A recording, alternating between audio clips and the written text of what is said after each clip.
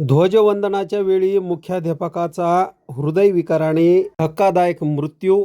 मोताळा तालुक्यातील मोहेगाव जिल्हा परिषद प्राथमिक शाळेतील घटना. देशभरात प्रजासत्ताक दिनाचा उत्सव ओसंडून वाहत असतानाच बुलढाणा जिल्ह्यातील मोताळा तालुक्यातील मोहेगाव येथील जिल्हा परिषदेच्या शाळेत ध्वजवंदनाचे वेळीच दिलीप राठोड यांच्या हृदयविकाराच्या धक्क्याने शाळेच्या प्रांगणातच कोसळून दुर्दैवी मृत्यू झाला आहे. अचानक मुख्याध्यापक दिलीप राठोड यांना चक्कर येऊन ते खाली कोसळले. उपस्थितांनी तात्काळ त्यांना जवळच्या रुग्णालयात हलवले, मात्र डॉक्टरांनी त्यांना मृत घोषित केले. या घटनेमुळे मात्र उपस्थित गावकरी व विद्यार्थ्यांमध्ये हळहळ व्यक्त केली जात आहे.